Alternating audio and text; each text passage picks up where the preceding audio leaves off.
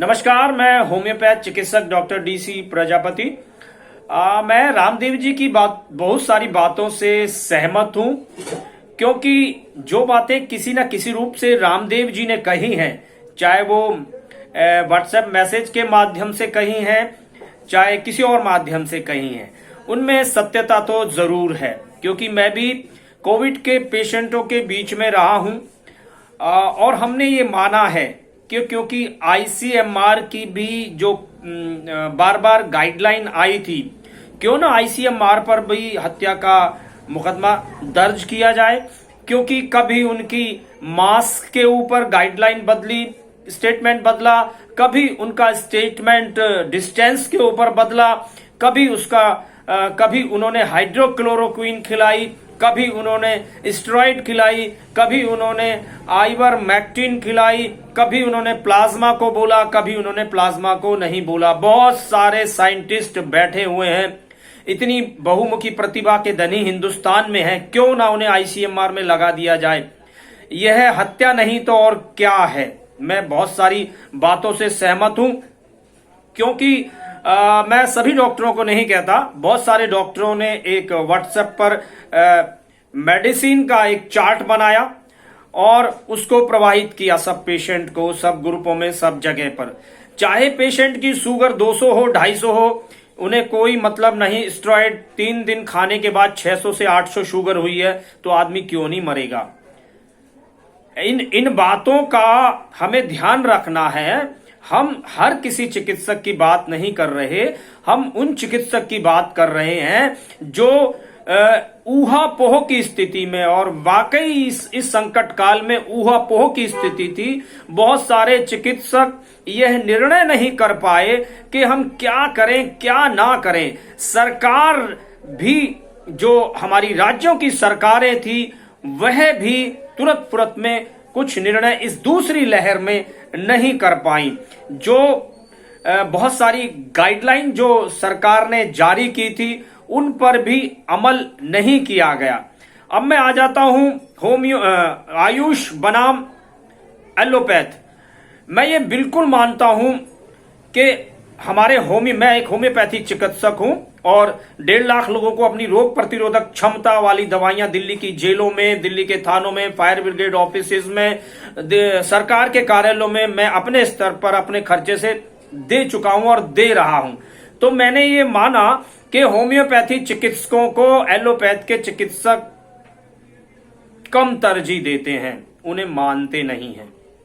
यह बात बिल्कुल फैक्ट है। हम सरकारी कार्यालयों में अपने मेडिकल सर्टिफिकेट देते हैं तो वो फेंक के मारते हैं, एमबीबीएस का सर्टिफिकेट लेके आओ। तो जब सारी पैथियां बराबर की हैं, चाहे वो बीएचएमएस है, चाहे वो एमबीबीएस है, चाहे वो बीएमएस है, चाहे वो बीयूएमएस है, तो सारी मान्य क्यों नहीं है? केवल इंडियन मेडिकल एसोसिएशन द्वारा प्रमाणित ही क्यों है?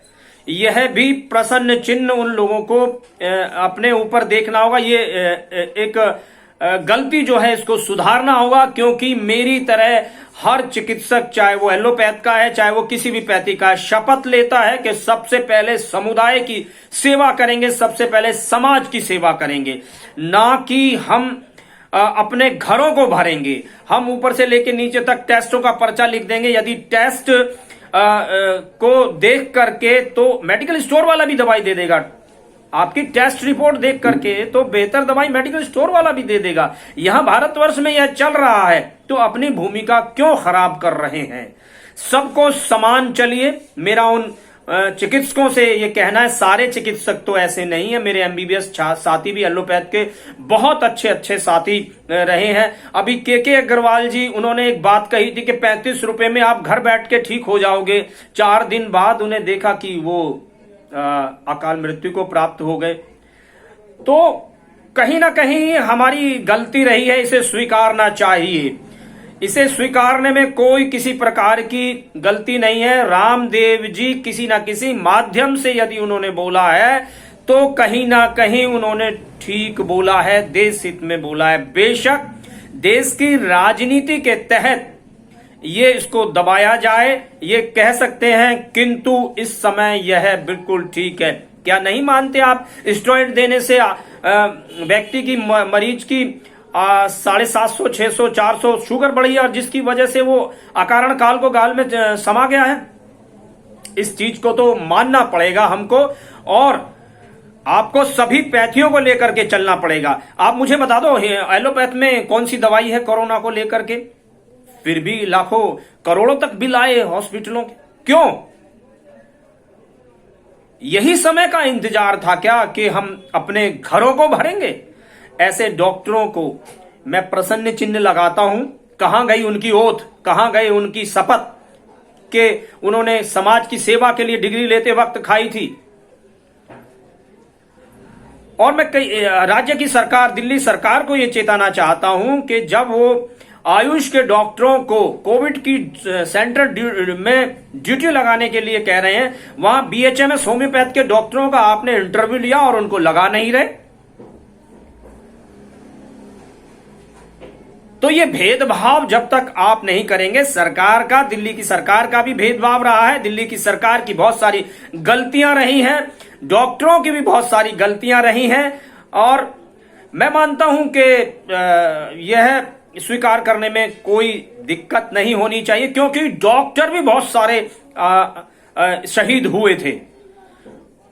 सैकड़ों डॉक्टर दिल्ली में शहीद हुए थे और एक ऐसी भयावह स्थिति उत्पन्न हुई थी कि डॉक्टर अपने घर में बैठकर की वही प्रवाहित कर रहे थे, वही मैसेज प्रवाहित कर रहे थे। उसमें आइवरमेक्टिन भी थी, जो दवाई साल में 2 बार या 3 बार खाई जाती है, वो पर डे खिलाई जा रही है। विटामिन डी पर डे खिलाई जा रही है, आपका स्टेरॉइड पर डे दिया जा रहा है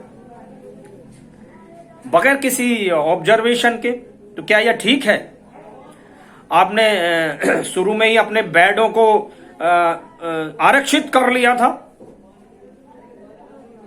कहीं ना कहीं तो गलती हुई है, उसे स्वीकारना होगा। और मैं रामदेव जी को भी कहूंगा कि रामदेव जी, आप अपनी कोरोनिल को आप कुछ सेंटरों में फ्री में यदि देते, ये तो दादी नानी के नुस्खे हैं, आपके किचन के नुस्खे हैं, इन्हें आप फ्री में आपको देना चाहिए था। इतनी महंगी महंगी लोगों ने दवाइयां खरीदी हैं, आप एक राष्ट्रभक्त होने का प्रमाण इस वक्त दे सकते थे।